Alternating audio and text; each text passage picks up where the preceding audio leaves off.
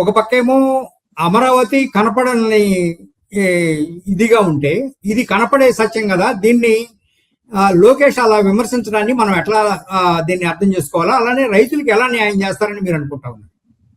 అమరయ్య గారు, ఇప్పుడు అమరావతి అనేటువంటిది ఆంధ్రప్రదేశ్ రాజధాని. దాన్ని కూటమి ప్రభుత్వం యాక్సెప్ట్ చేస్తుంది. 2015లో వాళ్లే తీసుకొచ్చారు, వాళ్లే ముందుకు తీసుకెళ్లారు. వైఎస్ఆర్ కాంగ్రెస్ అవకాశం ఉంది కదా, అదే చెప్తాను, మారుస్తున్నారు. అదే నేను చెప్తాను, దానికి కూడా చెప్తాను, ఖచ్చితంగా చెప్తాను. అందుకని వైఎస్ఆర్ కాంగ్రెస్ పార్టీ దాన్ని అపోజ్ చేస్తుంది. అమరావతి కాదు అని 3 రాజధానులు అని చెప్పింది 2019లో తేల్చి చెప్పాడు జగన్మోహన్ రెడ్డి. ఇప్పుడు కూడా అమరావతి నా రాజధాని కాదు అన్నట్టుగానే చెప్పాడు. మావిగన్ మాత్రమే నా రాజధాని అంటున్నాడు. చాలా క్లారిటీగా ఉన్నాడు. మావిగన్ కాకపోతే ఇంకొక గన్ అండి, ఏదో గన్ను గానీ అమరావతి కాదు అని చెప్తున్నాడు. ఇది రాజకీయ పరమైనటువంటి ఎవరి విధానం వాళ్ళది. కూటమి ఈ విధానాన్ని చెప్తుంది, వైఎస్ఆర్ కాంగ్రెస్ పార్టీ ఎస్ మేము దీన్ని అపోజ్ చేస్తున్నాం అని చెప్తుంది.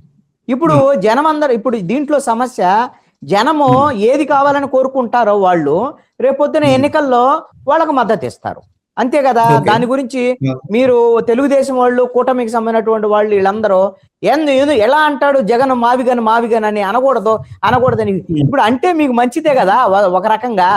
కూటమికి నిజంగా జగన్మోహన్ రెడ్డి తప్పే చేసి ఉంటే, ఇతను ఇది యాక్సెప్ట్ చేయట్లేదు జనం అని అనుకుంటే ఖచ్చితంగా కూటమికి లాభమేగా.